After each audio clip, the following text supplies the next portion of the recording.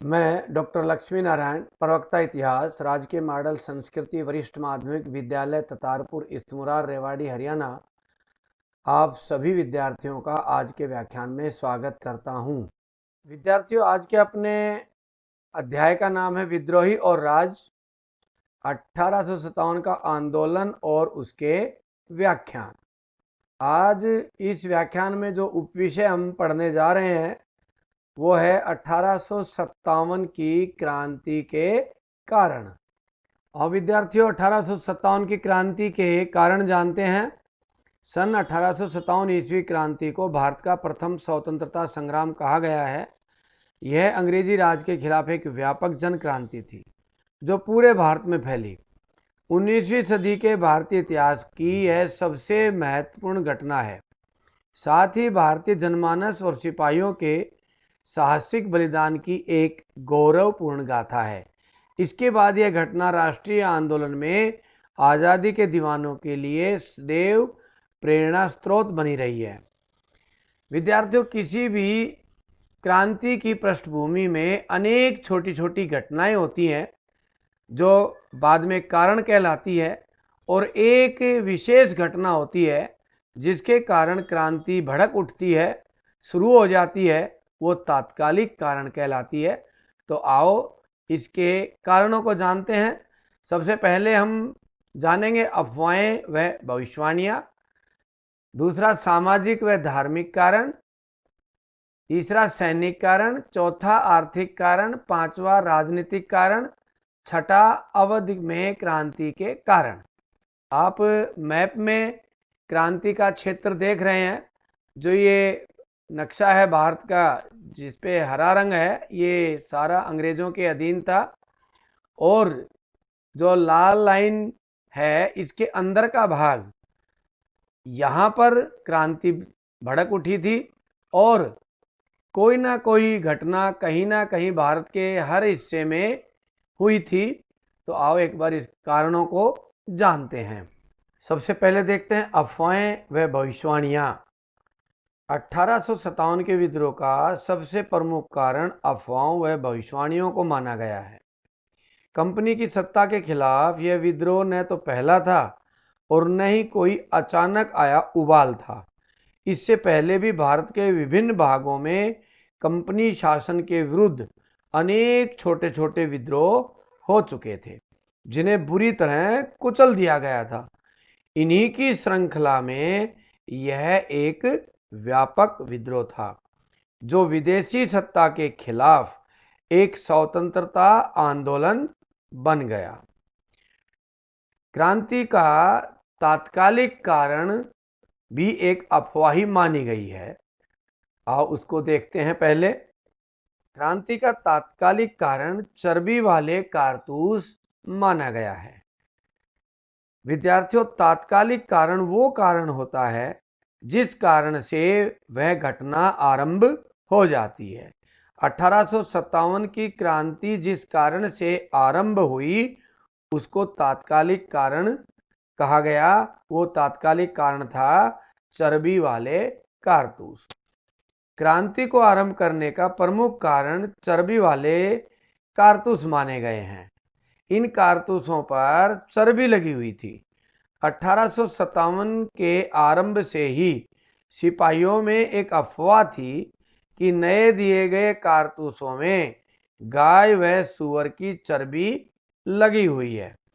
इन चर्बी लगे कारतूसों से हिंदू व मुसलमानों दोनों को ही अपना धर्म भ्रष्ट होने का भय था। ये कारतूस बंगाल आर्मी को दी गई एनफील्ड राइफल के लिए विशेष तौर पर तैयार किए गए थे। इन कारतूसों पर चिकने कागज की सील लगी थी जो मुंह से काटनी पड़ती थी। आप विद्यार्थियों चित्र में एनफील्ड राइफल और कारतूस दोनों देख रहे हैं।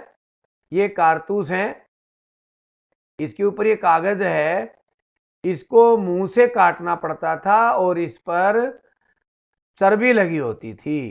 इसी तरह से ये एनफील्ड राइफल है, इस राइफल में यह कारतूस प्रयोग किया जाता था। भारतीय सैनिकों को पहले यही राइफलें दी गई थी।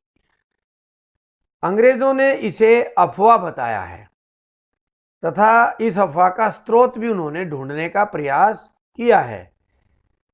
राइफल इंस्ट्रक्शन डिपो के कमांडेंट कैप्टन राइट ने अपनी रिपोर्ट में लिखा था कि दमदम स्थित शस्त्रागार में काम करने वाले नीची जाति के एक खलासी ने जनवरी 1857 के तीसरे सप्ताह में एक ब्राह्मण सिपाही से पानी पिलाने के लिए कहा।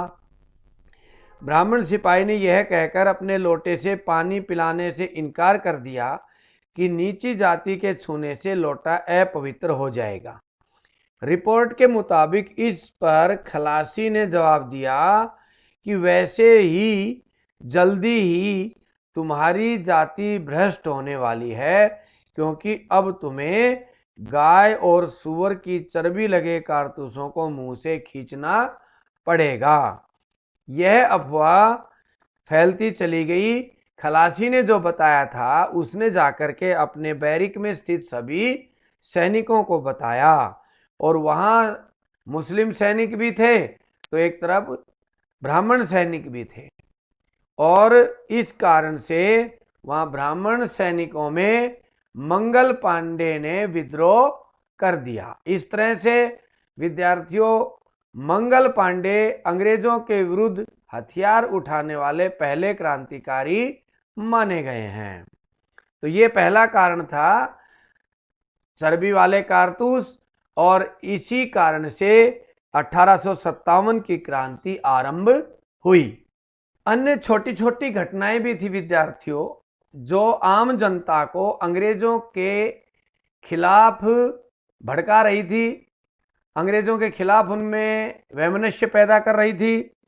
ऐसी एक घटना थी आटे में गाय व सूअर की हड्डियों का चूरा। एक अफवाह यह भी फैली हुई थी कि हिंदू और मुसलमानों का धर्म भ्रष्ट करने के लिए अंग्रेजों ने आटे में गाय व सूअर की हड्डियों का चूरा मिला रखा है। इस बात को लेकर भी जनता में असंतोष था। शहरों और छावनियों में सिपाहियों और आम लोगों ने आटे को छूने से मना कर दिया था।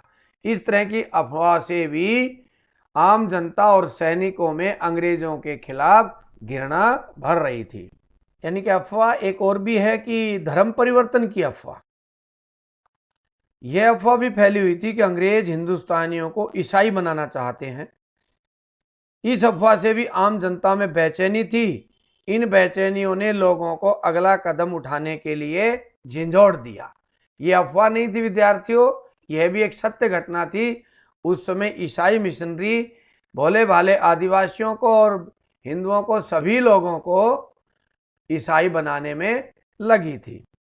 गांव गांव चपातियां बांटने की भी एक अफवाह उस समय फैली हुई थी जिस समय क्रांति आरंभ हुई। अंग्रेजों को इन दिनों गांव गांव में चपातियां बांटने की रिपोर्ट आ रही थी। बताते हैं कि एक आदमी रात में गांव के चौकीदार को एक चपाती तथा 5 और चपातियां बनाकर अगले गांव में पहुंचाने का निर्देश दिया जाता था, और यह सिलसिला यूं ही चलता जाता था। चपातियां बांटने का मकसद ना उस समय स्पष्ट था और ना ही आज स्पष्ट हो पाया है, परंतु इस बात में कोई शक नहीं कि लोग इसे किसी आने वाली उथल पुथल का संकेत अवश्य मान रहे थे। परंतु अंग्रेजों ने इसको ऐसे माना है कि ये चपाती बांटने की घटना ये थी कि गांव गांव मैसेज दिया जा रहा था कि भाईचारा बढ़ा लो, आप सभी इकट्ठे हो जाओ और कोई ना कोई क्रांति होने वाली है। प्लासी के युद्ध के 100 साल की अफवाह। इन अफवाहों के साथ साथ यह भी बात फैली हुई थी कि अंग्रेजों का राज 100 साल ही रहने वाला है, और 23 जून 1857 को 100 साल हो जाएंगे, क्योंकि विद्यार्थियों 23 जून 1757 को प्लासी के युद्ध के बाद अंग्रेजों का राज भारत में स्थापित होता चला गया था। इसलिए अफवाह फैली कि अंग्रेज सिर्फ 100 साल राज करने आए हैं, इसलिए 23 जून 1857 को उनके 100 साल पूरे हो जाएंगे। ऐसी भविष्यवाणी की अफवाह फैली हुई थी कि अब इस साल अंग्रेजों का राज समाप्त होगा। इस कारण भी आम जनता में अंग्रेजों को भगाने की भावना भड़की। रेल तार आदि की अफवाह। उन दिनों भारत में रेलवे तार लाइनों का बड़े ही जोरों पर काम चल रहा था, अर्थात रेल की लाइनें बिछाई जा रही थी और टेलीग्राम के लिए तार लाइनें बिछाई जा रही थी। आप देख रहे हैं खंभे पर टेलीग्राम की तार लाइनें, इसी तरह से रेल की लाइन भी आप देख रहे हैं। आम जनता में ये अफवाह फैली कि अंग्रेज हमें इन तारों पर लटका कर मारेंगे या रेल के नीचे हमें काट करके मारेंगे, और उपरोक्त अफवाहों से भी इस अफवाह को और अधिक बल मिला और जनता अंग्रेजों के खिलाफ भड़कने लगी थी। एक अफवाह सैनिक क्षेत्र में भी फैली हुई थी, लाल गुलाब घुमाने की अफवाह। इसको भी कई अंग्रेज अधिकारियों ने, उस समय के अंग्रेज अधिकारियों ने अपने संस्मरणों में लिखा है। लाल गुलाब क्रांति का प्रतीक माना जाता है। कुछ अंग्रेज अधिकारियों का मानना है कि उन्होंने सैनिकों के पास लाल गुलाब देखा था। इससे अंग्रेजों ने माना कि लाल गुलाब सेना की बैरिकों में घुमाकर सैनिकों को क्रांति करने का संदेश दिया जा रहा था। इस तरह से अनेक अफवाहें जनता में फैली हुई थी और जो सभी क्रांति के लिए उन्हें प्रेरित कर रही थी। विद्यार्थियों, इन अफवाहों, भविष्यवाणियों को बल कैसे मिलता था, यह एक विचारणीय बिंदु है। इस तरह की बातों पर विश्वास उनके भय, उनकी आशंकाओं, उनके विश्वासों और प्रतिबद्धताओं पर कहीं चोट को प्रस्तुत कर रही थी। लोगों के जहन में गहरे दबे डर और संदेह की अनगूंज सुनाई देती थी। इन भय और आशंकाओं को बल अंग्रेजों द्वारा भारतीय समाज व राजनीति में हस्तक्षेप के कारण मिल रहा था। इस तरह हमने देखा कि इन अफवाहों और भविष्यवाणियों के कारण 1857 क्रांति को बल मिला। अफवाहों और भविष्यवाणी के बाद सामाजिक व धार्मिक कारण भी क्रांति के देखते हैं। अफवाहों में विश्वास लोग सामान्य रूप से विश्वास नहीं कर रहे थे। इसके पीछे अंग्रेजों द्वारा भारतीय धर्म और समाज में हस्तक्षेप भी था। अंग्रेज भारतीय समाज व धार्मिक बुराइयों में कुछ सुधार लाना चाहते थे, जिसे भारतीय जनता ने अपने धर्म और समाज में हस्तक्षेप समझा और उनकी भावना अंग्रेजों के खिलाफ हो गई। विद्यार्थियों, इन सामाजिक और धार्मिक क्षेत्र में हस्तक्षेप में पाश्चात्य शिक्षा का भी बड़ा रोल था। 1835 ईस्वी में लॉर्ड मैकाले ने अंग्रेजी शिक्षा प्रणाली को भारत में लागू किया कि भारतीय अब अंग्रेजी में पढ़ेंगे, आधुनिक शिक्षा पढ़ेंगे। अब हमारी वेदों की, पुराणों की शिक्षा, रामायण और महाभारत की शिक्षा नहीं दी जाएगी, अब पाश्चात्य शिक्षा भारतीयों को दी जाएगी। लॉर्ड मैकाले ने ऐसा तय किया।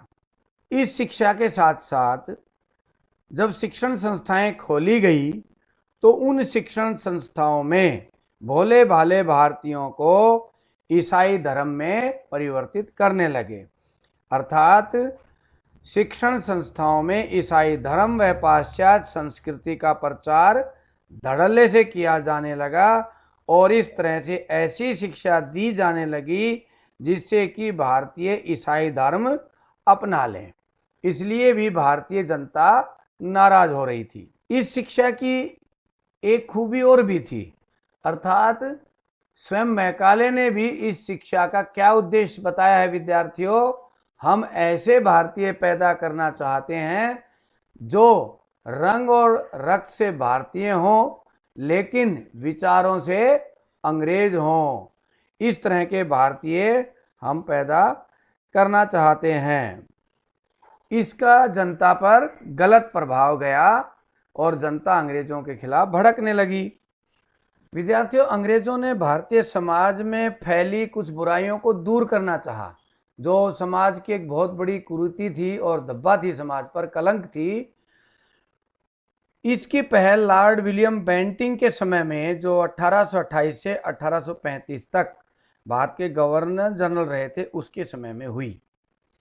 उस समय समाज सुधारक राजा राम मोहन राय का भी साथ उन्हें मिला था और उनके समय में समाज की अनेक बुराइयों को दूर करने के लिए सती प्रथा, बाल विवाह व कन्या वध इत्यादि रोकने के लिए कानून बनाए गए। आप चित्र में देख रहे हैं बाल विवाह का चित्र और एक महिला का सती होते हुए चित्र। महिला आग में जल करके अपने पति के साथ मर जाती थी, जो एक बहुत बड़ी बुराई थी। इसी तरह छोटे छोटे बच्चों का विवाह कर दिया जाता था, ये भी एक बहुत बड़ी बुराई थी। इनको दूर करने का अभियान चलाया। इसी तरह 1856 ईस्वी में विधवा पुनर्विवाह कानून भी आया, जिसमें प्रमुख भूमिका ईश्वर चंद्र विद्यासागर ने निभाई। उन्होंने सबसे पहले अपने पुत्र का विवाह ही एक विधवा के साथ किया। और इस तरह से ये भी एक बुराई थी भारतीय समाज में कि विधवा होने पर महिला दूसरा विवाह नहीं कर सकती थी, बल्कि उसे सफ़ेद वस्त्र पहनने पड़ते थे और अपने केस भी कटवा कर रखने पड़ते थे। ऐसी बुराई को भी उस समय दूर करने का प्रयास किया गया। इसी तरह से कन्यावध भी कर दिया जाता था। कन्या का जन्म भारतीय समाज में कुछ लोगों में बुरा माना जाता था और जन्म पर ही उसका वध कर देते थे। तो ये भी एक बहुत बड़ी बुराई समाज में थी। इन बुराइयों को रोकने के लिए अंग्रेजी सरकार ने कानून बनाए और राजा राम मोहन राय और ईश्वर चंद्र विद्यासागर जैसे समाज सुधारकों का उन्हें साथ मिला, परंतु उस समय की रूढ़िवादी जनता ने इनको सीधा एकदम स्वीकार नहीं किया और अपने समाज व धर्म में हस्तक्षेप समझा। एक कारण सामाजिक कारणों में, धार्मिक कारणों में था ईसाई धर्म का प्रचार। भारत में ईसाई मिशनरीज बड़ी भारी मात्रा में आ गए और भोले भाले भारतीयों को ईसाई बनाने लगे। हमने अफवाहों में भी इसको पढ़ा है विद्यार्थियों। इसे भारतीय जनता ने अपने धर्म में हस्तक्षेप समझा और ये बात सत्य भी थी कि उनको लालच देकर, लोभ देकर के, धमका करके हर तरह से ईसाई बनाया जा रहा था। इसी तरह से ईसाई मिशनरी स्कूल खोले जा रहे थे जहां लोगों को ईसाई बनाया जाता था। इस तरह से सरकारी नौकरी कर रहे कर्मचारियों को भी ईसाई बनने का लालच दिया जाता था। उनको पदोन्नति का लालच दिया जाता था, अच्छा वेतन देने का लालच दिया जाता था। इस तरह के लालच दे करके ईसाई मिशनरीज भारतीयों को ईसाई बना रहे थे। इसके साथ साथ एक और भी कानून पास किया अंग्रेजों ने। वो क्या कानून था? इस कानून का नाम था लेक्सी लोसी एक्ट। इस एक्ट के अनुसार, यानी कि इस कानून के अनुसार, यदि कोई व्यक्ति कोई अन्य धर्म ग्रहण कर लेता है तो उससे पैतृक संपत्ति का अधिकार नहीं छिनेगा। अर्थात मान लो 4 भाई हैं और उनमें से एक भाई ईसाई बन जाता है, तो हिंदू कानून के अनुसार यदि वो धर्म बदल लेता है तो उसको पैतृक संपत्ति नहीं मिलेगी। अंग्रेजों ने इस कानून को बदला और एक नया कानून बनाया कि उसको पैतृक संपत्ति में हिस्सा बराबर का मिलेगा, जिससे कि ईसाई धर्म अपनाने वालों को कोई दिक्कत या चिंता ना हो, उनको पैतृक संपत्ति मिले। इस तरह के कानून से भी ईसाईयत को बढ़ावा मिला। इससे भी जनता ने हस्तक्षेप समझा अपने धर्म और समाज में और वो अंग्रेजों के खिलाफ भड़क रहे थे। और विद्यार्थियों, अब देखते हैं सैनिक कारण। सेना में बगावत के लिए उत्तरदायी तत्कालिक कारण जो चर्बी वाले कारतूस थे उसको हम आरंभ में पढ़ चुके हैं। अब कुछ अन्य सैनिक कारणों को पढ़ेंगे जिनके कारण से सैनिकों में असंतोष था। सैनिकों में असंतोष का एक कारण था कम वेतन व भत्ते। भारतीय सैनिकों को अंग्रेज सैनिक की तुलना में कम वेतन व भत्ते दिए जाते थे। एक घुड़सवार सैनिक को 27 रुपये व पैदल सैनिक को 7 रुपये मिलते थे, जिसमें अपना खर्चा व घोड़े के रख रखाव का खर्चा करने के बाद उसे 1-2 रुपये ही बच पाते थे। इनको लेकर के सैनिकों ने अनेक विद्रोह किए। सेना में जातीय भेदभाव। सेना में गोरे व काले के आधार पर भेदभाव आम बात थी। गोरे सैनिकों के अधिकार व सुविधाएं भारतीय सैनिकों की तुलना में कहीं अधिक थी। भारतीय सैनिकों को सूबेदार से ऊपर का पद नहीं दिया जाता था। भारतीय सैनिकों के सम्मान को ठेस अंग्रेज अफसर ही नहीं बल्कि अंग्रेज सिपाही भी भारतीय सैनिकों के साथ दुर्व्यवहार करते थे। भारतीय सैनिकों के साथ गाली गलौज और शारीरिक हिंसा सामान्य बात थी। भारतीय सैनिकों को कमतर नस्ल का माना जाता था और उनसे घृणा करते थे। इसलिए भारतीय सैनिक अंदर ही अंदर अंग्रेजों के प्रति घृणा करने लगे थे। भारतीय सैनिकों का असंतोष का एक कारण धार्मिक भावनाओं को आघात भी था।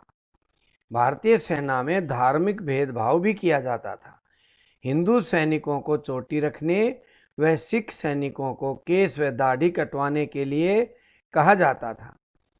टोपी में चमड़े की कलगी लगाने के लिए हिंदुओं को मजबूर किया जाता था। इसी तरह से मुस्लिम सैनिकों को दाढ़ी रखना वर्जित किया जाता था। इस तरह उनकी धार्मिक भावनाओं से अंग्रेज छेड़छाड़ करते थे, जिससे सैनिक नाराज रहते थे। सामान्य सेवा भर्ती अधिनियम। भारतीय परंपरा में विदेश जाना पाप माना जाता था, जबकि अंग्रेज भारतीय सैनिकों को विदेश लड़ने के लिए ले जाते थे। एक बार 47वीं रेजिमेंट ने बर्मा जाने से इसलिए मना कर दिया कि विदेश जाने से उनका धर्म भ्रष्ट हो जाएगा। इससे अंग्रेज भी बड़े खफा थे इस परंपरा के कारण और 1856 ईस्वी में सामान्य सेवा भर्ती अधिनियम पास किया, जिसके अनुसार भर्ती के समय ही प्रत्येक सैनिक को यह लिख कर देना पड़ता था कि भारत से बाहर जहां भी हमें युद्ध के लिए ले जाया जाएगा हम वहीं जाएंगे। इस तरह हम पाते हैं कि भारतीय सैनिकों के साथ दुर्व्यवहार ने सैनिकों के परिवारों को भी नाराज कर दिया था। इसी कारण से आम जनता व सैनिक अफवाहों में आसानी से विश्वास कर लेते थे। इस तरह हम देखते हैं कि सेना में भी असंतोष के अनेक कारण थे। 1857 की क्रांति के अनेक आर्थिक कारण भी थे, जिससे भारत में रोष था। भारत का आर्थिक शोषण। भारत में अंग्रेजों की व्यवस्था शोषणकारी थी। यह एक औपनिवेशिक शोषणकारी व्यवस्था थी जिसमें भारत की लूट की गई। भारतीय कारीगरों और किसानों के माल को कौड़ियों के भाव खरीदा जाता था, जिससे भारतीय किसान और कारीगर बर्बाद हो गए। उस समय लॉर्ड विलियम बेंटिंग जो गवर्नर जनरल थे भारत के, उनके शब्द सुनो विद्यार्थियों। उन्होंने क्या कहा? व्यापार वाणिज्य के इतिहास में इस गंभीर स्थिति का साक्ष्य ढूंढना कठिन है। सूती वस्त्र बुनकरों की अस्थियां भारत के मैदानों को सफेद बना रही हैं। अर्थात भारतीय कारीगर सूती कपड़ा बनाने वालों के रोजगार खत्म कर दिए और वो भूख से मरने लगे थे। आप चित्र में देख रहे हैं किस तरह से कारीगरों को पीटा जा रहा है, उनके बच्चों को छीना जाता था। ऐसे ही कृषि करने वाले लोगों के साथ कैसा दुर्व्यवहार किया जाता था, कैसे खेतों में बैठकर अंग्रेज स्वयं सारा माल उठवा लेते थे। दोषपूर्ण भूमिकर व्यवस्था।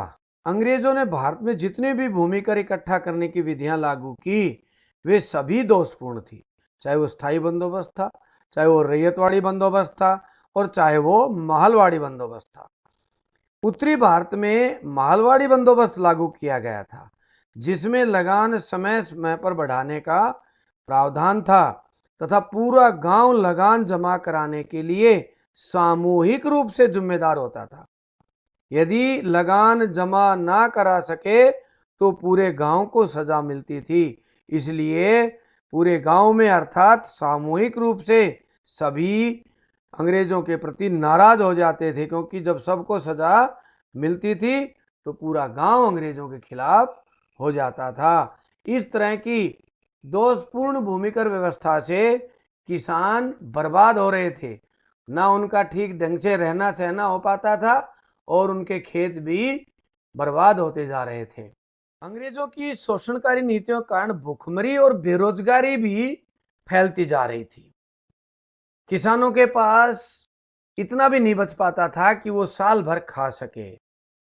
इसी तरह से कारीगरों के पास भी काम नहीं मिल पाता था, बर्बाद हो रहे थे लोग। सर सैयद अहमद खान लिखते हैं, कुछ लोग इतने गरीब थे कि वे एक एक आने अथवा एक एक सेर आटे के लिए प्रसन्नता पूर्वक विद्रोहियों के साथ मिल जाते थे। इस तरह से विद्रोहियों में भूखमरी के कारण भी लोग शामिल हुए। 1857 के विद्रोह का एक कारण इसको माना।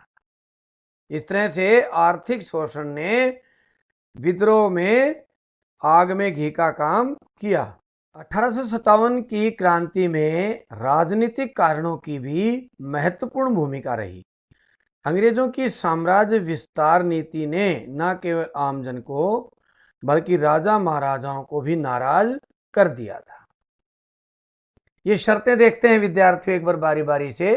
पहली शर्त थी, अंग्रेज अपने सहयोगी की बाहरी और आंतरिक चुनौतियों से रक्षा करेंगे। दूसरी शर्त थी, सहयोगी पक्ष के भू क्षेत्र में एक ब्रिटिश सैनिक टुकड़ी तैनात रहेगी। तीसरी शर्त थी, सहयोगी पक्ष को इस टुकड़ी के रखरखाव की व्यवस्था करनी पड़ेगी। चौथी शर्त थी, सहयोगी पक्ष न तो किसी और शासक के साथ संधि करेगा और न ही अंग्रेजों की अनुमति के बिना किसी से युद्ध में हिस्सा लेगा। इसने पांचवी शर्त थी, सहयोगी पक्ष के यहाँ एक अंग्रेज रेजिडेंट रहेगा। इस तरह से विद्यार्थियों, इस सहायक संधि की शर्तों को हम ध्यान से देखें तो समझ में आता था कि इस संधि के द्वारा अंग्रेजों ने भारतीय शासकों को धीरे धीरे अपना गुलाम बना लिया।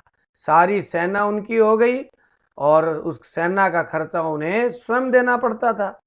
तो इस तरह से इनकी सारी आज़ादी देसी राजाओं की छिन गई थी। दूसरी एक और नीति भी अंग्रेजों की थी, वो थी लैप्स की नीति। यह लॉर्ड डलहौजी की उग्र साम्राज्यवादी नीति थी। इस नीति के तहत उसने 7 भारतीय राज्यों का विलय अंग्रेजी राज्य में किया। इसके लिए उसने 4 प्रकार के नीतियां अपनाई। वो क्या थी 4 प्रकार की नीतियां, बारी बारी से देखते हैं। पहली नीति है, गोद पुत्र को राज का उत्तराधिकारी न मानना। इस नीति के तहत झांसी, सतारा आदि राज्यों का अपने साम्राज्य में विलय कर लिया, क्योंकि इन राजाओं ने पुत्र गोद लिए थे युद्धों के द्वारा। इस नीति के तहत 1849 में पंजाब का विलय अंग्रेजी राज्य में कर लिया। तीसरा, कुशासन का आरोप लगाकर। इस नीति के तहत 1856 ईस्वी में अवध का विलय अंग्रेजी राज्य में कर लिया गया। चौथा, पेंशन व उपाधियां समाप्त करके डलहौजी ने उन राजाओं को भी खत्म कर दिया जो पेंशन या अंग्रेजों द्वारा दी गई उपाधियों पर आधारित थे।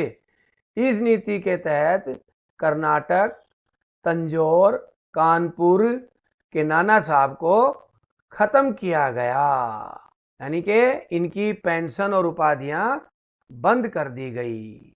भारत के मुगल सम्राट बहादुर शाह जफर के प्रति अनादर भाव। 1818 ईस्वी में अंग्रेजों ने मुगल सम्राट को न मानते हुए सर्वोच्चता प्राप्त कर ली थी। 1835 में मुगल सम्राट के नाम के सिक्के जारी करना बंद कर दिया गया था।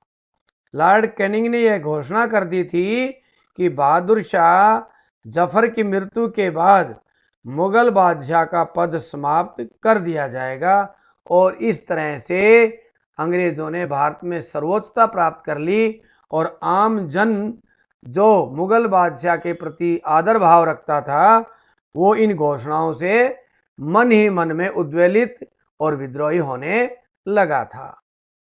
सत्ता का विदेशी स्वरूप। भारत का शासन अंग्रेजों ने तलवार के बल पर प्राप्त किया था। इसके कानून नियम हजारों मील दूर बैठे संचालक बनाते थे। यहाँ प्रशासनिक अधिकारी भारतीयों को हीन समझते हुए उन पर अत्याचार करते थे। भारतीयों को न्याय भी नहीं मिलता था, और मिलता भी था तो देरी से, वह बड़े खर्चे के बाद मिलता था। इसलिए भारतीय लोग इन विदेशी अंग्रेजों से घृणा करते थे। भारतीयों को उच्च नौकरियों से वंचित रखना। कंपनी के शासन में उच्च प्रशासनिक पदों पर भारतीयों को नियुक्ति नहीं दी जाती थी। सेना में सूबेदार व सिविल में सदर अमीन से ऊंचा पद भारतीयों को नहीं मिलता था। इस तरह से भारतीयों को उच्च पद ना मिलने के कारण भारतीय अपने को हीन समझते थे और अंग्रेजों से घृणा करने लगे थे। तो विद्यार्थियों, इस तरह हम देखते हैं कि 1857 का प्रथम स्वतंत्रता संग्राम आरंभ होने के अनेक कारण थे, जिनको हमने पढ़ा।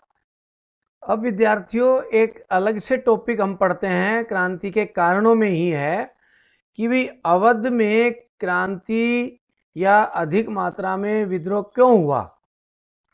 अवध क्षेत्र में ही सबसे अधिक क्रांतिकारी गतिविधियां और घटनाएं क्यों हुई। 1857 के प्रथम स्वतंत्रता संग्राम का अवध पर व्यापक प्रभाव रहा। इसके अनेक कारण थे। इसका कारण, सबसे बड़ा कारण था 1856 में अवध का ब्रिटिश साम्राज्य में विलय। विद्यार्थियों, 1856 ईस्वी में कुशासन का आरोप लगाकर अवध का अंग्रेजी साम्राज्य में विलय कर लिया गया। कहा गया कि नवाब वाजिद अली शाह का शासन ठीक नहीं है, उसे राज करना नहीं आता है। सच्चाई यह थी कि कंपनी ने नवाब के अधिकार में कुछ छोड़ा ही नहीं था, वो सारे अधिकार स्वयं ही प्रयोग करते थे। इसलिए नाम मात्र का झूठा आरोप लगा करके उन्होंने अवध का विलय कर लिया था, जिससे अवध की जनता बहुत अधिक नाराज अंग्रेजों से हो गई। जैसी अवध का विलय किया गया, पूरे अवध में भावनात्मक उथल पुथल फैल गई। अवध के नवाब को कलकत्ता भेज दिया गया। अवध की जनता नवाब को बहुत चाहती थी। कहते हैं कि जब वे लखनऊ से कलकत्ता के लिए निकले तो अवध की जनता कानपुर तक उनके साथ विलाप करती हुई उनके पीछे पीछे आ गई। एक ने लिखा है, देह से जान जा चुकी थी, शहर की काया बेजान थी। एक लोकगीत में गाया गया, अंग्रेज बहादुर आइन मुल्क लेई लेनो। इस तरह से भावनात्मक रूप से गीत भी लिखे गए, गीत भी गाए गए, और नवाब को हटाने से लोग बहुत भावुक हो गए थे और अंग्रेजों से घृणा करने लगे थे। अवध पर सहायक संधि थोपना। 1801 ईस्वी में अवध पर सहायक संधि थोप दी गई थी और अवध की सेना खत्म कर दी गई थी और उसकी जगह ब्रिटिश सेना ने ले ली थी। प्रशासनिक मामलों में दरबार में मौजूद अंग्रेज रेजिडेंट का पूरा हस्तक्षेप रहता था। इसलिए जिस दिन अवध ने सहायक संधि पर हस्ताक्षर किए थे विद्यार्थियों, उसी दिन अवध की स्वतंत्रता खत्म हो गई थी। नवाब नाम मात्र का ही चला रहा था। उच्च कुलीन वर्ग के हितों पर चोट। अवध के विलय से दरबारी कुलीन वर्ग बर्बाद हो गया। इन कुलीनों को नवाब की तरफ से विशेषाधिकार प्राप्त थे, जो अंग्रेजों ने खत्म कर दिए। इनकी सुख सुविधा और समाज में प्रतिष्ठा खत्म हो गई और ये अंग्रेजों के विरोधी हो गए। अवध के ताल्लुकदारों की जागीरें छीनना। अवध के ताल्लुकदार बड़े जमींदार होते थे। बड़े बड़े ताल्लुकदारों के पास 12,000 तक सैनिक होते थे। अंग्रेजों ने बहुत से ताल्लुकदारों की जमीन छीन ली, उनकी सेना भंग कर दी, उनके सैनिक और न्यायिक अधिकार खत्म कर दिए, उनके किलों को नष्ट कर दिया गया। ताल्लुकदारों की नाराजगी के साथ उनकी मातहत जनता भी अंग्रेजों की विरोधी हो गई, क्योंकि उन ताल्लुकदारों के मातहत जो जनता थी अपने ताल्लुकदार की बड़ी वफादार होती थी, उसी के इशारों पर काम करती थी और जनता का ताल्लुकदारों से बड़ा भावनात्मक लगाव भी था। इसलिए जनता में रोष फैल गया। अवध के किसानों पर अत्याचार। अवध की भूमि बहुत उपजाऊ थी, इसमें नील और कपास की खेती बहुत होती थी, जो अंग्रेजों की मुख्य फसल थी, और किसानों को नील और कपास बोने के लिए यहां मजबूर किया जाता था, जिससे अवध के किसान नाराज थे। और अवध के विलय के बाद तो किसान विद्रोह पर ही उतर आए थे। एक कारण भी था अवध के सैनिक। अंग्रेजों की सेना में सबसे अधिक सैनिक अवध से थे। अवध को बंगाल आर्मी की पौधशाला कहा जाता था, परंतु इन सैनिकों में भी कई प्रकार के रोष थे। अवध के सैनिकों में एक तो हमने पढ़ा कारतूसों वाला भय, यानी कि चर्बी वाले कारतूसों कारण अवध के सैनिक भी नाराज थे, और क्रांति का आरंभ करने वाले पहले क्रांतिकारी मंगल पांडे भी अवध के ही रहने वाले थे। दूसरा, समय पर छुट्टियां नहीं मिलती थी सैनिकों को। फिर सैनिकों पर नस्ली गाली गलौच और तंज कसते थे, धार्मिक भेदभाव करके और धार्मिक रीति रिवाजों का मजाक उड़ाते थे। इस तरह से सैनिक भी नाराज थे, और ज्यादातर सैनिक अवध के थे, इसलिए अवध क्षेत्र में सैनिकों की नाराजगी ज्यादा फैली। किसान व सेना में भी सीधा सीधा संबंध था विद्यार्थियों। अंग्रेजों की सेना में सैनिक किसान परिवारों से थे। हर सैनिक किसी न किसी किसान का बेटा, भाई व पिता था। एक भाई हल जोतता था तो दूसरे ने वर्दी पहन ली थी और सेना में चला गया था। जब अंग्रेज गांव में किसान पर अत्याचार करता था तो सेना में भर्ती उसका सैनिक भाई नाराज हो जाता था। इसी तरह जब सेना में अंग्रेज भारतीय सैनिकों के साथ गाली गलौज करता था या धार्मिक भेदभाव भी करता था तो गांव में सारा परिवार नाराज हो जाता था। इस तरह से किसान और सेना में जो संबंध थे, इनके कारण सेना और ग्रामीण क्षेत्र में सब जगह अंग्रेजों के खिलाफ नाराजगी फैल जाती थी। तो विद्यार्थियों, हमने 1857 की क्रांति या प्रथम स्वतंत्रता संग्राम के कारण देखे। हमने सामाजिक, आर्थिक, राजनीतिक, धार्मिक, सैनिक और अवध क्षेत्र में सबसे अधिक क्रांति क्यों फैली, ये सभी कारण हमने देखे। इसी के साथ आज का व्याख्यान समाप्त होता है। अब इस व्याख्यान से संबंधित अभ्यास के प्रश्न जो विद्यार्थियों आपने अपनी नोटबुक में करने हैं। पहला प्रश्न, 1857 की क्रांति के दो धार्मिक व सामाजिक कारणों का वर्णन करो। दूसरा प्रश्न, 1857 की क्रांति के दो सैनिक कारणों का वर्णन करो। तीसरा प्रश्न, 1857 की क्रांति के दो आर्थिक कारणों का वर्णन करो। चौथा प्रश्न, 1857 की क्रांति के दो राजनीतिक कारणों का वर्णन करो। कुछ बड़े प्रश्न भी करने हैं। 1857 की क्रांति में अफवाहों व भविष्यवाणियों का क्या योगदान है। दूसरा बड़ा प्रश्न है, 1857 की क्रांति अवध में फैलने के क्या कारण थे। इसी के साथ आप सभी का बहुत बहुत धन्यवाद।